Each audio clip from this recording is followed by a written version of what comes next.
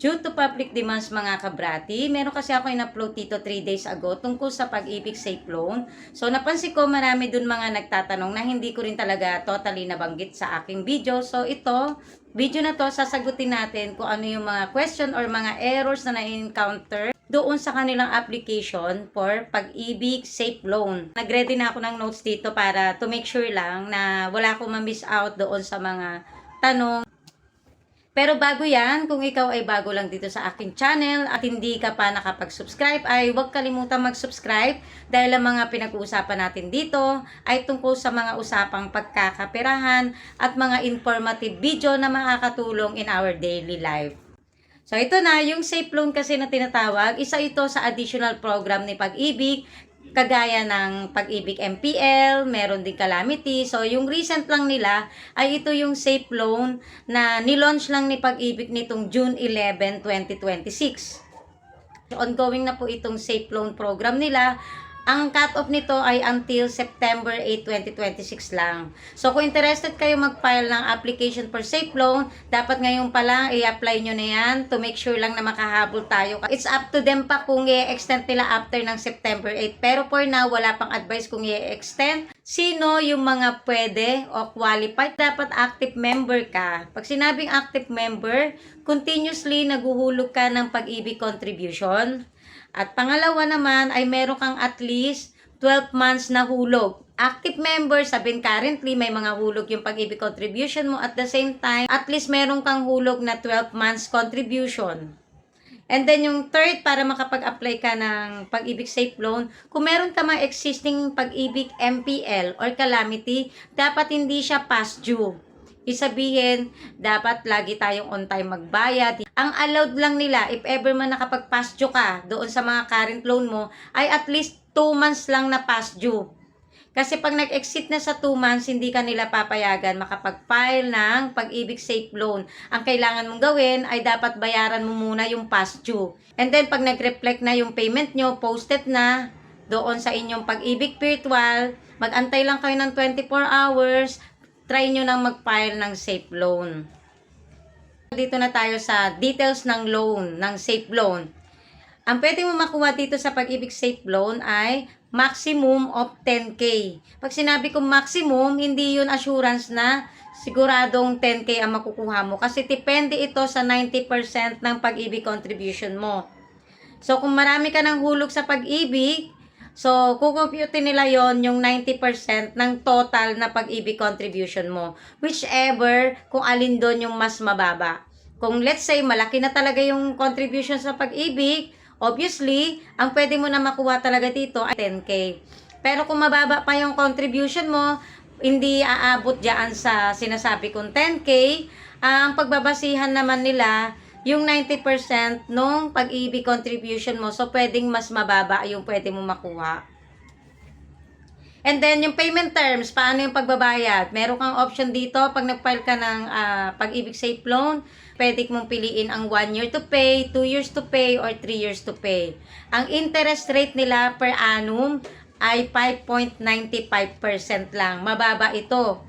Let's say 10,000 yan, payable, ang pinili mo ay payable sa 1 year. Ibig sabihin, ang interest lang ng 10K mo ay 595 pesos. Maraming nagtatanong din kung magkano yung magiging monthly na hulog. Sa ngayon, hindi pa nilalabas ni Pag-ibig yon, wala pa. Pero makikita rin nyo rin eventually yun doon, magno-notify naman yan. Pero ang since 10K yan, bibigyan ko na lang kayo ng konting idea. Pwede itong magbago, depende sa payment terms nyo, kung gaano nyo tagal babayaran nyo, kung 1 year ang pipiliin nyo, 2 years or 3 years. Ang sure dito ay hindi to dapat tataas ng 500 pesos ang amortization. So, pwedeng mas mababa, 300, 400 plus. So, depende po yon. Antayin na lang po natin yung i-announce ni Pag-ibig doon. Kung mababa sa 10K ang na-approve sa inyo, may tendency mas mababa din yung magiging amortization niya. So, depende na lang kung gaano katagal. Kasi kung mas matagal bayaran, mas malaki syempre yung interest. Ano yung mga requirements pag ikaw ay mag-a-apply ng Pag-ibig Safe Loan? Konti lang ang requirements niya, isang valid ID lang. At yung selfie mo na hawak mo yung valid ID. Ang processing time nila, ito, maraming nagtatanong dito sa processing time, gaano pa katagal. Ang usual talaga na processing upon submission ng application nyo, ang advice ni Pag-ibig talaga, depende pa rin sa branch to, no? 3 working days. Yung iba naman nagsasabi, 3 to 5 working days. Once na na-approve ang inyong loan, kasi meron yung processing sila, 3 yan. Yung sa loan status tracker, na na-confirm na, kinukonfirm nila na na-receive na nila yung loan. After then, next doon, isasubmit nila ito for review and for approval. And then, magkakaroon sila ng status doon na approve na yung loan natin. So, once na nakita nyo na yung status na approve na yung loan natin, aantayin nyo yung text message ni Pag-ibig na yung application nyo for safe loan ay approve na.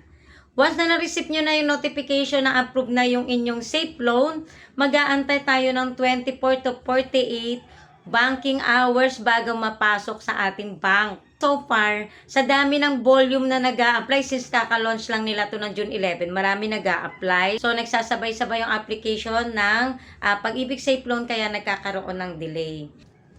Tapos, ito pa yung question, paano matrack ang status? Ito makikita nyo sa screen ko. Ito yung pupuntahan nyo para makita nyo kung anong status ng application nyo.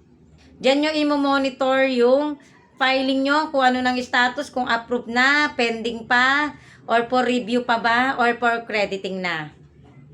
Dito naman tayo mapupunta sa mga nakaka-encounter ng problema sa application. I-encounter ng mga nagtatanong sa akin ay hindi ma-upload yung kanilang valid ID at saka yung selfie pic na hawak nila yung valid ID. Kailangan yung i-check dito ay yung file size. Gaano kalaki yung file size ng ina-upload mo, kasi ang maximum nila na file size ng supporting documents na dapat mo i-upload ay 3 MB lang. So, kung yung file size mo ay masyadong malaki, hindi rin nila i-accept yon. So, meron tayong way para mapaliit yung file size niyan. Ang gawin nyo, pwede kayo mag-check ng mga compressor para mas mapaliit yung file size ng document. Pwede nyo hanapin itong iLab PDF. I-search nyo lang sa browser. Pwede nyo kasing i-convert yung image to PDF para lumiit din yung file size. O pwede naman i-choose nyo dito yung compressor. Ang next naman dito na problema ay hindi pa rin ma-upload. Dahil sinasabi may mga nagre-reflect na special characters. Ang kailangan nyo lang, yung documents na i-upload nyo, i-rename yung pangalan. Kasi minsan pag pinag-picture tayo, automatic siya yung pictures na yun, nag-a-assign na ng pangalan mismo. Image, 1, 2, 3, may mga asterisk dyan. Pangalan, lagyan nyo na lang yung valid ID, lagyan nyo na lang na ID. Yung namang photo niya, yung selfie nyo naman na mahawak yung valid ID, ang ilagay nyo na lang ay selfie. Kasi pag may mga special characters, close parenthesis, asterisk, mga numbers doon, hindi nila i-accept yun. Hindi nyo ma-upload yung documents. Isa pa sa mga nai-encounter na error, yung kahit na nakita na nila na nakalagay na successfully submitted, walang lumalabas na reference number. May nakalagay lang reference number, pero wala talaga totally nakalagay na reference number. Kasi itong reference number na to, ito yung pwede nating ipa-verify sa Pag-ibig kung ano ng status. So, ang gagawin lang natin dito, kapag iyon yung na-encounter nyo, ay mag-refile po tayo. Kung ano yung process ng pag-apply natin sa Pag-ibig Safe Loan, uulitin po natin yon. Kasi po, minsan nag-error po si system. Ang totoo, hindi po nila na-receive yung application kasi walang nag-reflect na reference number. Dito sa pag-apply nyo, pag nag-refile uli kayo, pag na-trace doon na nag-reflect na pending, may pending application na, it means successfully uploaded talaga yung file nyo, hindi lang nag-provide si system ng reference. Pwede tayo magpatulong sa Pag-ibig, tawagan natin.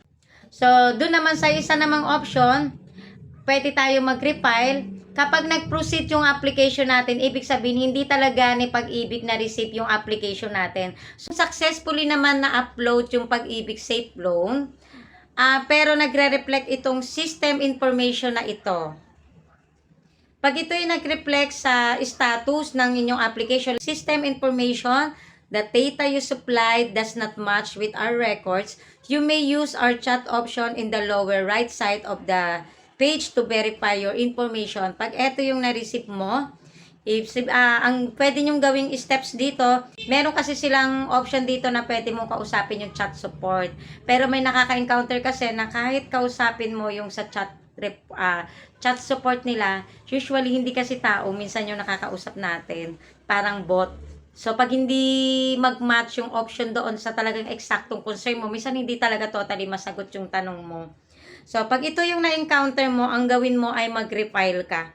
Ulitin mo yung application. Pwede kasing kaya ito yung lumalabas does not match with our records. Kasi ang totoo, minsan dito, hindi kasi talaga nila ma-match yung record mo dahil wala silang nakikitang existing na application for safe loan. Kaya, ang pwede nyong gawin dito ay mag-refile ng Pag-ibig Safe Loan. Ulitin nyo lang yung process.